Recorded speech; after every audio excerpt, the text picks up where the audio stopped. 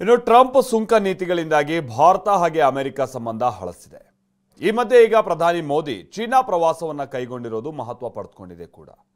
ಮೋದಿ ಹಾಗೆ she Jinping ಉಭಯ ರಾಷ್ಟ್ರಗಳ ಆರ್ಥಿಕ ಸಂಬಂಧಗಳನ್ನ ಪರಿಶೀಲಿಸುವಂತ ಸಾಧ್ಯತೆ ಇದೆ.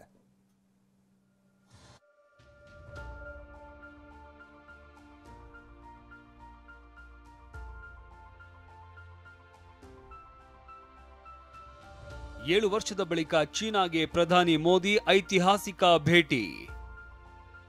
ಟ್ರಂಪ್ ಸುಂಕಾಸ್ತ್ರ ಬೆನ್ನಲ್ಲೇ ಭಾರಿ ಮಹತ್ವ ಪಡೆದುಕೊಂಡ ಭೇಟಿ. ಅಮೆರಿಕ ಅಧ್ಯಕ್ಷ ಡೊನಾಲ್ಡ್ ಟ್ರಂಪ್ ಭಾರತದಿಂದ ರಫ್ತಾಗುವ ಸರಕುಗಳಿಗೆ 50%ಕ್ಕಿಂತ ಹೆಚ್ಚು ಸುಂಕ ವಿಧಿಸಿದ್ದಾರೆ. ಇದಕ್ಕೆಲ್ಲ ಭಾರತ ಕುಗ್ಗಲ್ಲ ಎಂದು ತಿರುಗೇಟು ನೀಡಿದ್ದ ಪ್ರಧಾನಿ ಮೋದಿ ಜಪಾನ್ ಪ್ರವಾಸ ಕೈಗೊಂಡು ಮಹತ್ವದ ಒಪ್ಪಂದಗಳಿಗೆ ಅಂಕಿತ ಹಾಕಿದ್ರು. ಇದೀಗ ಚೀನಾಗೆ ಎಂಟ್ರಿ ಕೊಟ್ಟಿದ್ದಾರೆ. 7 ವರ್ಷದ ಬಳಿಕ ಚೀನಾಗೆ ಮೋದಿ ಭೇಟಿ ನೀಡಿದ್ದು ಚೀನಾದ ಟಿಯಾನ್ಜಿನ್ ವಿಮಾನ ನಿಲ್ದಾಣದಲ್ಲಿ ಮೋದಿಗೆ ಭವ್ಯ ಸ್ವಾಗತ ಸಿಕ್ಕಿದೆ. ಇವತ್ತು ಶಾಂಘೈ ಸಹಕಾರ ಒಕ್ಕೂಟ ಶೃಂಗಸಭೆಯಲ್ಲಿ ಭಾಗವಹಿಸಲಿದ್ದಾರೆ.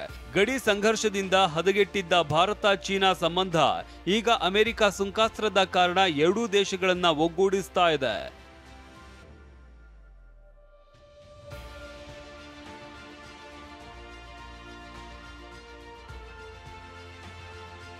ಮೋದಿ ಕೊನೆಯದಾಗಿ 2018ರಲ್ಲಿ ಚೀನಾ ಪ್ರವಾಸ ಕೈಗೊಂಡಿದ್ರು.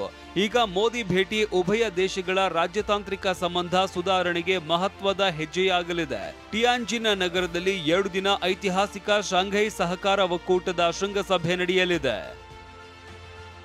ಮೋದಿ ಚೀನಾ ಅಧ್ಯಕ್ಷ ಕ್ಸಿ ಜಿನ್ಪಿಂಗ್ ಜೊತೆ 2 ದ್ವಿಪಕ್ಷೀಯ ಮಾತುಕತೆ ನಡೆಸಲಿದ್ದಾರೆ.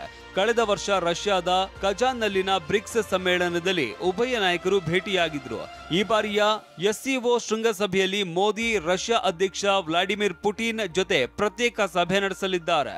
ಅಮೆರಿಕದ ಅಧ್ಯಕ್ಷ ಡೊನಾಲ್ಡ್ ಟ್ರಂಪ್ ಸುಂಕ ಸಮರದ ವಿರೋಧಿಗಳಾದ ರಷ್ಯಾ, ಚೀನಾ ಮತ್ತು ಭಾರತ ಬ್ರಿಕ್ಸ್ ಒಕ್ಕೂಟದ ಸದಸ್ಯ ರಾಷ್ಟ್ರಗಳನ್ನ ಒಗ್ಗೂಡಿಸ್ತಾ ಇದೆ. ಅಮೆರಿಕ ಹೊರತಾದ ಜಾಗತಿಕ ಕ್ರಮ ರಚನೆ ಪ್ರಯತ್ನಗಳು ಆರಂಭವಾಗಿವೆ. ಇದಕ್ಕೆ ಚೀನಾದಲ್ಲಿ ನಡೀತಾ ಇರುವ ಶೃಂಗಸಭೆ ಮುನ್ನುಡಿ ಬರೆಯಲಿದೆ ಅಂತ ನಿರೀಕ್ಷಿಸಲಾಗಿದೆ. ಭಾರತ, ರಷ್ಯಾ ಸೇರಿ 20 ರಾಷ್ಟ್ರಗಳ ಮುಖ್ಯಸ್ಥರು ಸಭೆಯಲ್ಲಿ ಭಾಗವಹಿಸ್ತಾ ಇದ್ದಾರೆ.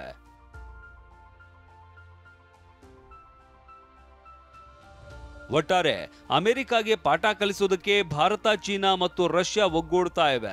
ಇದನ್ನ ಅಮೆರಿಕ ಹೇಗೆ ನೋಡುತ್ತೆ ಅಂತ ಗೊತ್ತಿಲ್ಲ. Bureau report, TV9.